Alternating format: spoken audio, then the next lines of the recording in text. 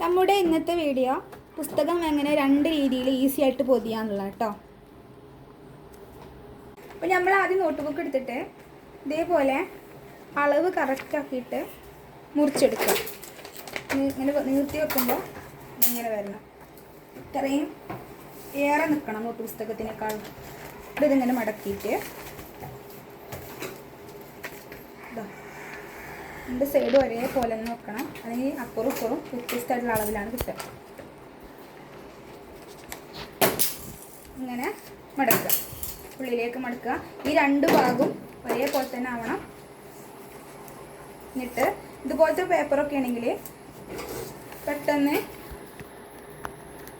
പോരും, മടക്കി വെച്ച ഭാഗം പോരും. അപ്പോൾ സ്റ്റാപ്ലെയർ എടുത്ത് പിന്നെ അടിച്ചു കൊടുക്കുക. നേരെ ഈ ഭാഗം തിരിച്ചിടുക. ഇതും അതുപോലെ തന്നെ ഉള്ളിലേക്ക് ഫോൾഡ് ചെയ്യുക, പിന്നെ അടിച്ചു കൊടുക്കുക. അപ്പോൾ നമുക്ക് ഇങ്ങനെ കിട്ടി. എന്നിട്ട് കത്രിക എടുത്തിട്ട്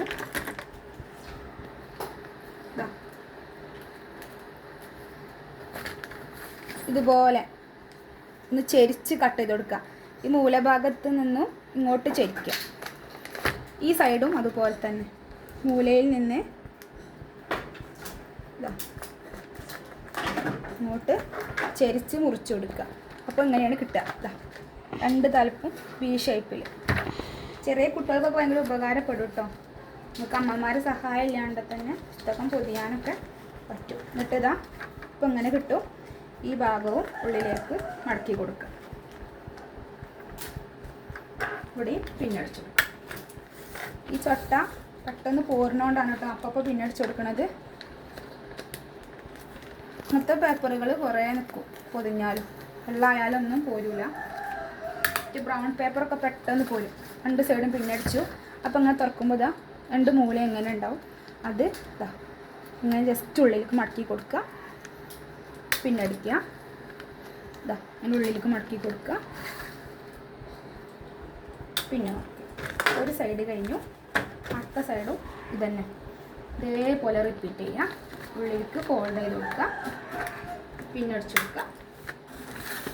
ഈ സൈഡും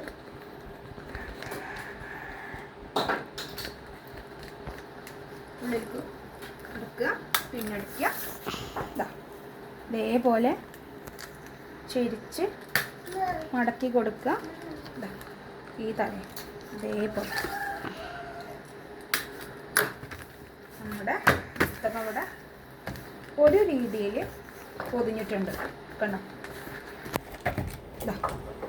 അടിപൊളിയായിട്ട് പൊതിഞ്ഞിട്ടുണ്ട്. അപ്പോൾ ബുക്ക് ഈസിയായി പൊതിഞ്ഞാലുള്ള ഒരു രീതിയാണ് ഇപ്പോൾ ഇവിടെ കാണിച്ചത്. ഇനി വേറെ രീതിയും കൂടിയുണ്ട്. അത് അടുത്ത വീഡിയോ ആയിട്ട് അപ്ലോഡ് ചെയ്യണമാണ് കേട്ടോ. കൂട്ടുകാരെല്ലാവരും കണ്ട് നിങ്ങളുടെ കമൻറ്റുകളൊക്കെ രേഖപ്പെടുത്തട്ടോ.